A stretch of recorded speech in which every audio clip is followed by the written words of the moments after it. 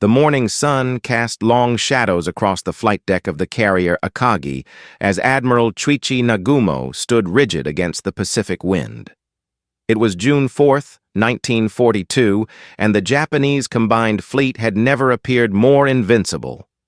4 magnificent aircraft carriers, Akagi, Kaga, Soryu, and Hiryu, cut through the azure waters northwest of Midway Atoll, their decks bristling with the finest naval aircraft the Empire had ever produced. Commander Mitsuo Fuchida, the hero of Pearl Harbor, watched his pilots prepare for what they believed would be another crushing victory. The same Zero fighters that had dominated the skies over Hawaii 6 months earlier now stood ready to eliminate the last American stronghold in the Central Pacific. Yet something felt different this morning, a tension that even the most seasoned veterans couldn't quite identify. Vice Admiral Chuichi Nagumo had built his reputation on decisive action, but today indecision plagued his thoughts. Intelligence. Reports suggested American naval forces might be in the area, yet Admiral Yamamoto's grand strategy demanded the capture of Midway Island. The dilemma was simple, yet profound. Should he arm his aircraft with bombs for the island assault or torpedoes for potential ship-to-ship combat? As referenced in Samuel Eliot Morrison's comprehensive naval history, The Two-Ocean War, the Japanese had grown overconfident following their string of victories across the Pacific. The first wave of 108 aircraft launched at 6:30 in the morning, their engines creating a thunderous symphony that echoed across the ocean. Lieutenant Joichi Tomonaga led the formation toward Midway, carrying high-explosive bombs intended to obliterate the American airfield. Behind them, the carriers maintained their diamond formation, confident in their air superiority and the protective screen of destroyers surrounding them. Below decks, ordnance crews worked frantically to prepare the second wave of aircraft. The debate continued. Should these planes be armed for land targets or kept ready for naval combat? Nagumo's staff officers argued among themselves, their voices rising above the mechanical noise of the ship's operations. Time was slipping away, and with it, perhaps their greatest opportunity. Radio silence was broken at 700 hours when Tomonaga's voice crackled through the communications room. Need second attack on Midway. The island's defenses had proven more resilient than anticipated. American Marines and Navy personnel had fought back with unexpected ferocity, their anti-aircraft guns and fighters inflicting casualties on the supposedly invincible Japanese air armada. The decision was made.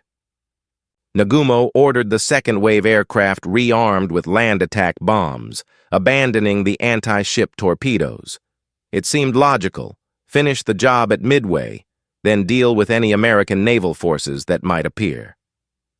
The ordnance crews began the laborious process of switching weapons, unaware that this choice would echo through history. At 728 hours, everything changed. A scout plane from the cruiser Tone reported sighting American ships to the northeast. This message was fragmentary, incomplete, but terrifying in its implications. The Americans were closer than anyone had imagined. Nagumo's face paled as he realized his fatal miscalculation. His aircraft were armed for the wrong enemy, his carriers were exposed, and somewhere beyond the horizon, American dive bombers were already climbing into the morning sky.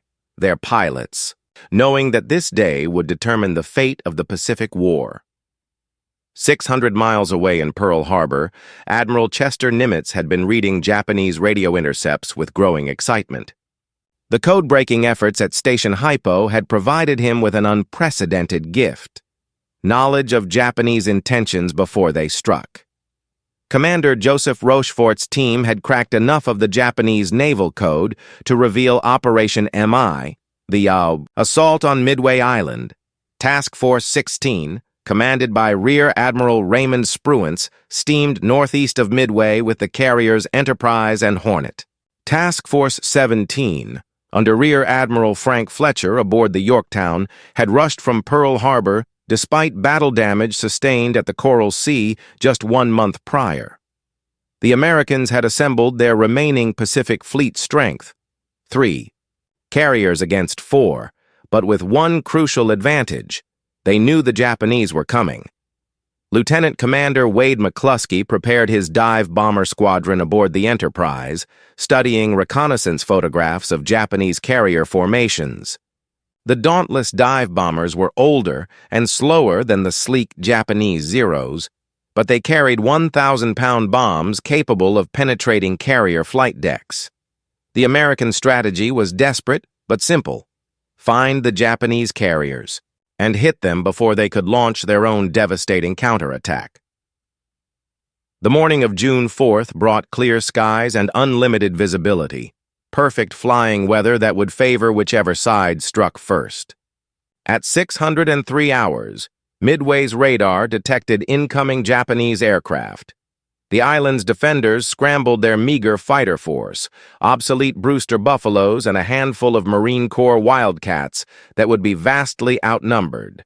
Captain Richard Fleming led his Marines into the air knowing they faced overwhelming odds. The Japanese formation approached like a dark cloud, their disciplined formations and superior aircraft representing the pinnacle of naval aviation. Yet the Marines pressed forward, their courage compensating for their technological disadvantage. Dogfights erupted across the morning sky as American pilots bought precious time with their lives. Meanwhile, Admiral Fletcher launched his own airstrike from the American carriers. The coordination was imperfect. Different squadrons would approach the Japanese fleet from various directions and at different altitudes. Lieutenant Commander John Waldron's Torpedo Squadron 8 from the Hornet would attack first, flying the lumbering Devastator aircraft in a suicidal, low-level approach against the Japanese carriers. The mathematics were brutal. 15 Devastators against 4 carriers protected by dozens of Zero fighters and a wall of anti-aircraft fire. Waldron knew his squadron was flying into certain death, but he also understood that someone had to break through the Japanese defensive screen. His final radio transmission was heard throughout the fleet. Attack immediately. I am going in. One by one, the American torpedo bombers were shot down. The Zeros fell upon them like hawks among sparrows, their 20-millimeter cannons tearing apart the slow, vulnerable Devastators. Only one pilot, Ensign George Gay, survived the massacre, floating in the Pacific and witnessing the battle that would determine the course of the war. But Waldron's sacrifice had not been in vain. The Japanese fighters had been drawn down to sea level, their fuel running low from the intense combat. High above, unnoticed and undefended, Wade McCluskey's dive bombers were approaching their targets. The Japanese carriers lay exposed beneath them, their flight decks crowded with aircraft being refueled and rearmed for the next strike. The moment of decision had arrived. At 10:26 hours on June 4th, 1942, the course of the Pacific War changed in a matter of minutes.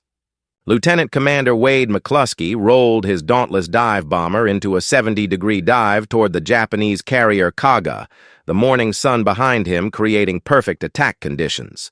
Below, the massive flight deck sprawled like a city. Block, crowded with aircraft, fuel lines, and ordnance, a floating ammunition depot waiting to explode.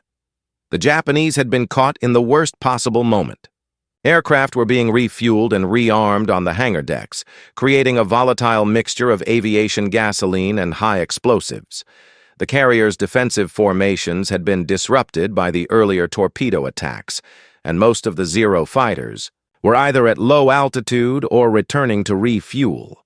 For the first time since Pearl Harbor, American dive bombers had achieved complete tactical surprise.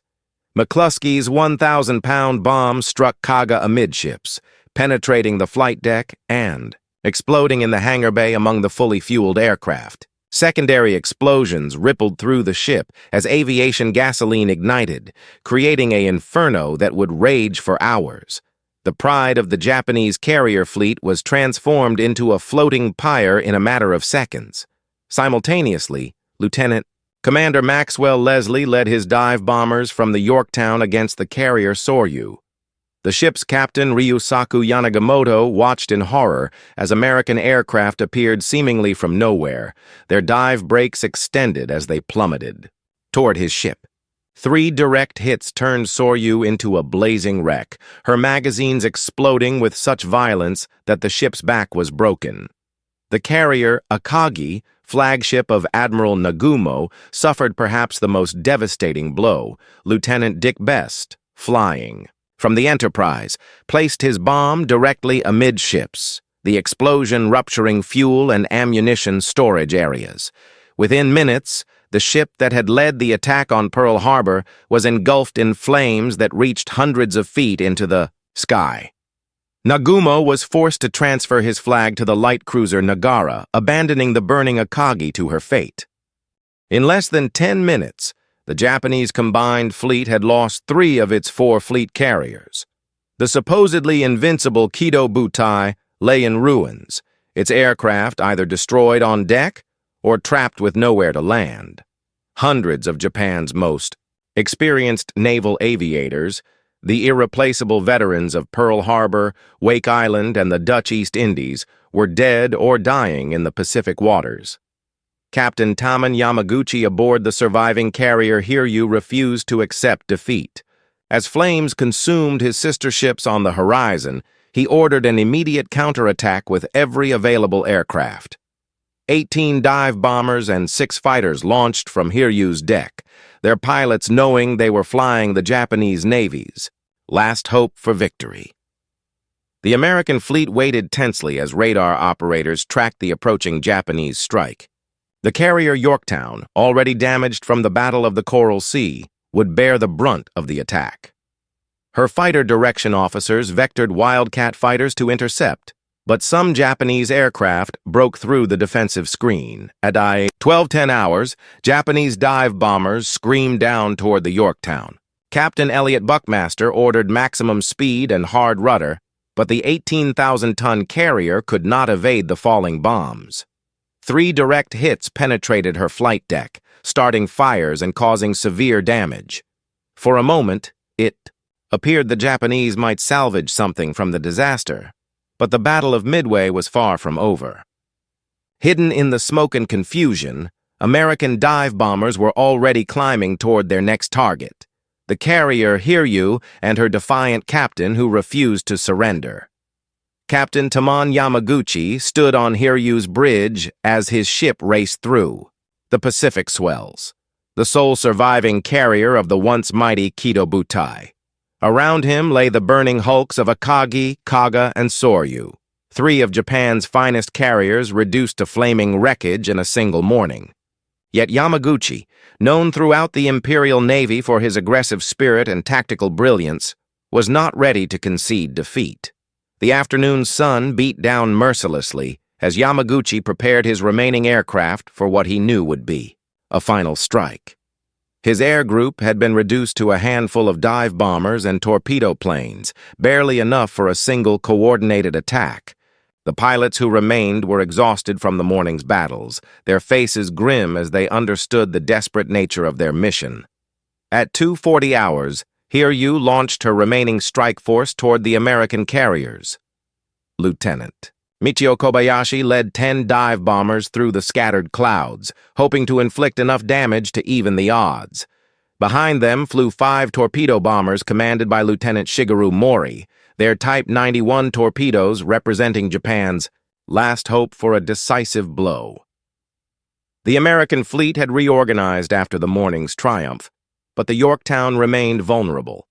Her damage control teams had worked miracles, restoring power and flight operations within hours of the Japanese attack. Yet the carrier's wounds ran deep, and she could not match the speed of her sister ships Enterprise and Hornet. Radar operators aboard the American ships tracked the incoming Japanese formation with growing concern. The strike was smaller than expected, but even a few aircraft could inflict crippling damage if they penetrated the defensive screen. Fighter directors scrambled Wildcat interceptors while the fleet's anti-aircraft guns prepared for another desperate battle. The Japanese dive bombers approached through broken clouds, using the weather to mask their final attack run. Kobayashi, selected the Yorktown as his primary target, noting her slower speed and visible damage from the earlier strike. His pilots followed him into their dives with the precision that had made Japanese naval aviation feared throughout the Pacific. 3 more bombs struck the Yorktown, causing massive internal damage and starting fires that threatened the ship's magazines.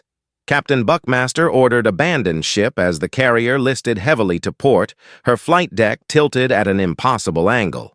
The ship that had survived Pearl Harbor and the Coral Sea finally succumbed to Japanese bombs, her crew taking to the lifeboats as their home burned behind them.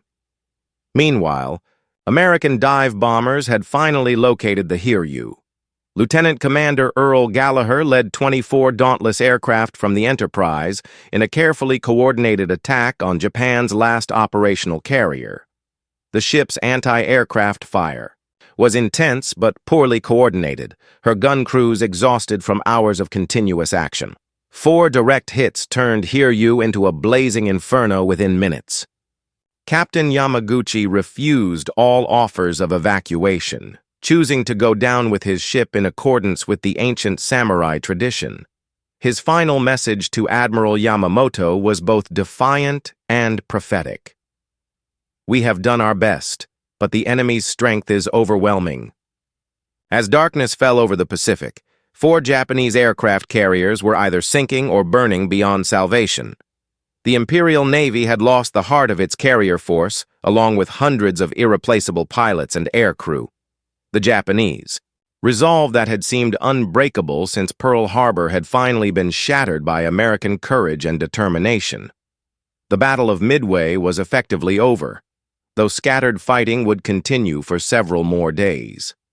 Japan's dreams of Pacific domination lay broken beneath the waves, while American forces had gained the initiative they would never relinquish.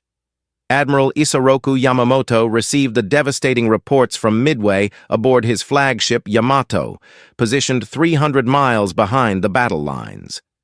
The architect of Pearl Harbor, the man who had warned his government that Japan could run wild for only 6 months to a year, watched his prophecy come true with horrifying precision.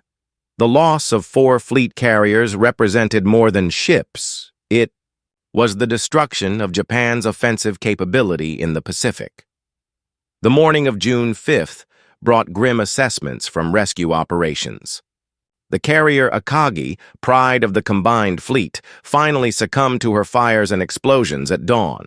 Captain Kichi Hasegawa had fought desperately to save his ship, but the damage from Lieutenant Dick Best's perfectly placed bomb had proven fatal.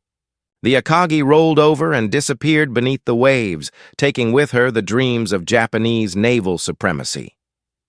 Kaga had already met her fate during the night, her massive hull torn apart by internal explosions that could be heard for miles across the Pacific.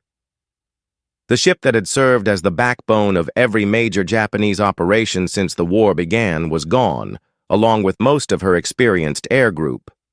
Soryu followed shortly after, her crew abandoning ship as uncontrolled fires reached her magazines. The human cost was staggering beyond the mere loss of ships.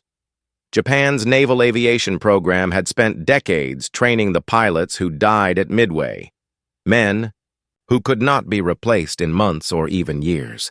The Empire's carrier-based air power, built through careful planning and enormous expense, had been essentially eliminated in a single day of combat. Yamamoto faced an agonizing decision: continue the operation with his remaining surface forces, or accept defeat and withdraw. His battleships and cruisers still outnumbered the Americans, but without air cover, they would be vulnerable to land-based bombers from Midway Island. The lessons learned at Pearl Harbor about the primacy of naval aviation now worked against Japanese interests. Captain Watanabe aboard the heavy cruiser, Mikuma led the bombardment force that was originally intended to support the Midway landings. Without carrier-based fighters to protect them, his ships represented easy targets for American aircraft. The irony was bitter.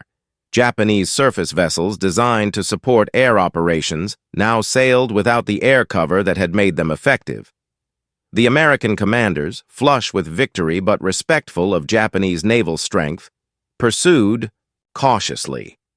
Admiral Spruance, temporarily commanding Task Force 16 in place of the absent Admiral Halsey, chose careful tactics over bold gestures. His carriers had already achieved the impossible. There was no need to risk them in a surface engagement against superior Japanese forces. On June 6th, American dive bombers caught the retreating Japanese cruisers Mikuma and Mogami. The ships had been sailing in formation when they collided during an emergency turn to avoid a suspected submarine attack. The collision damage left Mikuma vulnerable to air attack, and American bombs finished what the nighttime accident had begun. The heavy cruiser broke apart and sank, adding another victory to the growing American tally. The psychological impact of Midway extended far beyond the tactical situation. For the first time since the war began, Japanese forces had suffered an unambiguous defeat. The myth of invincibility that had carried the empire through 6 months of conquest was shattered. From the palace in Tokyo to the furthest outposts in the Pacific, Japanese commanders began to understand that the war had fundamentally changed character. Emperor Hirohito received the news in stunned silence. The same naval force that had delivered triumph at Pearl Harbor now lay scattered across the ocean floor near a tiny American outpost. The empire's expansion eastward had not only been halted but reversed, marking the beginning of what would become a long and costly retreat across the Pacific. Task Force 16 limped back toward Pearl Harbor with battle damage and depleted fuel reserves, but also with the knowledge that they had achieved something unprecedented in the Pacific War. Admiral Raymond Spruance, the quiet and methodical commander who had replaced the absent Admiral Halsey, had orchestrated the most decisive naval victory in American history since the War of 1812.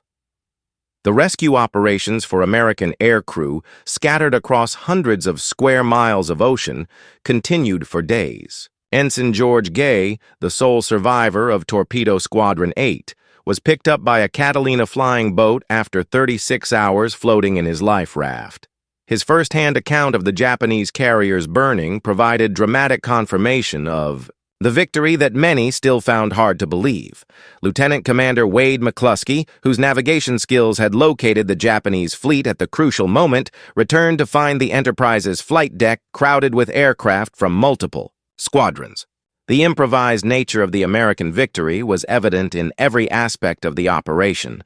Different air groups had attacked independently, coordination was often lacking, and communication failures had nearly led to disaster. Yet somehow, American determination and Japanese overconfidence had combined to produce a miracle. The same Japanese tactical superiority that had dominated every previous encounter had been neutralized by American code-breaking, superior intelligence, and sheer courage.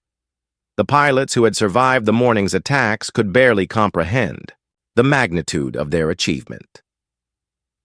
Captain Elliot Buckmaster supervised the abandonment of the Yorktown, ensuring that all classified materials were destroyed and that no man was left behind. The carrier that had rushed from Pearl Harbor with unrepaired battle damage from the Coral Sea had played a crucial role in the victory before finally succumbing to Japanese bombs. Her sacrifice had drawn enemy attacks away from the Enterprise and Hornet at critical moments. Back in Hawaii, Admiral Chester Nimitz received confirmation of the victory with characteristic calm. The soft-spoken Texan who had inherited command of the Pacific Fleet after Pearl Harbor had gambled everything on the intelligence provided by his codebreakers. His decision to concentrate all available forces at Midway, leaving other areas virtually undefended, had been vindicated by the most complete naval victory in American history. The strategic implications were immediately apparent to military analysts on both sides of the Pacific. Japan had lost the capacity for major offensive operations and would now be forced into a defensive posture. The United States, despite suffering significant losses, had gained the initiative and the psychological advantage that comes with victory against previously invincible enemies. Radio Tokyo attempted to portray Midway as a minor setback, claiming that American losses exceeded Japanese casualties. The carefully crafted propaganda could not hide the reality from Japan's military leadership, who understood that the empire's expansion had reached its high water mark. Future operations would focus on defending what had already been conquered rather than seizing new territory. American war correspondents, working under strict censorship guidelines, could only hint at the magnitude of the victory. The full scope of Japanese losses would not be revealed for months, but the change in Pacific War dynamics was immediately apparent to observers in Washington. For the first time since Pearl Harbor, American military planners could contemplate offensive operations rather than purely defensive measures. The Battle of Midway had lasted 4 days, but the decisive action had occurred in less than 10 minutes on the morning of June 4th. Those brief moments when American dive bombers had caught the Japanese carriers exposed and vulnerable had changed the entire character of the Pacific War, shifting momentum from the empire that had seemed unstoppable to the nation that many had counted out after December 7, 1941. 6 months after Pearl Harbor, the Japanese Empire had reached the zenith of its power and begun its inexorable decline. The same naval aviation that had struck Hawaii with devastating precision now lay scattered across the Pacific floor near Midway Island. Admiral Yamamoto's prediction that Japan could run wild for 6 months had proven eerily accurate, not in victory, but in marking the exact moment when American industrial might and fighting spirit would begin to reverse the tide of war. The immediate aftermath of Midway saw desperate attempts by Japanese leadership to conceal the magnitude of their defeat. Surviving aircrew were quarantined to prevent word of the disaster from spreading, while official communiques spoke only of tactical withdrawals and temporary setbacks. The families of the thousands of sailors and airmen lost in the battle received vague notifications about sons and husbands who had died gloriously in the service of the emperor. Captain Mitsuo Fuchida, the Pearl Harbor hero who had been hospitalized with appendicitis and thus missed the Midway operation, later reflected on the hubris that had led to disaster. The same overconfidence that had carried Japanese forces from victory to victory had blinded them to American capabilities and determination. The empire had believed its own propaganda about American weakness and decadence, a fatal miscalculation that cost them the war. In Washington, President Franklin Roosevelt received word of the Midway victory while dealing with the aftermath of defeats in the Philippines and Dutch East Indies. The news provided the first genuinely positive development in the Pacific since the war began, offering hope that American forces could not only defend their remaining positions, but eventually take the offensive against Japanese strongholds. The human cost of the battle extended far beyond the immediate casualties. Japan had lost not only ships and aircraft, but the irreplaceable experienced personnel who had made their early victories possible. The empire's pilot training programs, already strained by rapid expansion, could not quickly replace the veterans who died at Midway. Future Japanese air operations would suffer from a chronic shortage of skilled aircrew. Admiral Nimitz began planning the next phase of Pacific operations, even as rescue boats searched for survivors. The victory at Midway had provided breathing space, and restored American morale, but the vast Japanese empire still controlled territory stretching from the Aleutian Islands to the approaches of Australia. The road to Tokyo would be long and costly, requiring amphibious operations against fortified islands defended by fanatical enemies. The psychological transformation was perhaps as important as the tactical victory. American forces had proven they could defeat the supposedly invincible Japanese military machine, while Japanese commanders faced the sobering reality that their empire was not destined for inevitable victory. The myth of Japanese superiority, carefully cultivated through months of conquest, had been shattered by a handful of American dive bombers on a clear morning in June. The Battle of Midway marked the beginning of the end for Japanese ambitions. In the Pacific, What followed would be 2.5 years of increasingly desperate defensive battles as American industrial production overwhelmed the empire's capacity to replace losses. The carriers that burned near Midway Island could never be adequately replaced, ensuring that Japan would fight the remainder of the war from a position of increasing weakness. The morning sun that had illuminated Japanese victory at Pearl Harbor now set on an empire in retreat. The same resolve that had carried the rising sun across the Pacific had indeed failed to hold once Midway pushed the counter. In the cruel mathematics of modern warfare, 10 minutes of perfectly executed dive bombing had accomplished what months of careful planning and preparation could not. The decisive shift of momentum that would carry American forces from the coral atolls of the Central Pacific to the sacred islands of Japan itself. The Pacific War would continue for 3 more years, but its outcome was no longer in doubt. The Japanese resolve that had seemed unbreakable on December 7, 1941, had finally been broken on June 4, 1942, in the waters surrounding a tiny island that most Americans had never heard of before it became the graveyard of Japanese naval supremacy.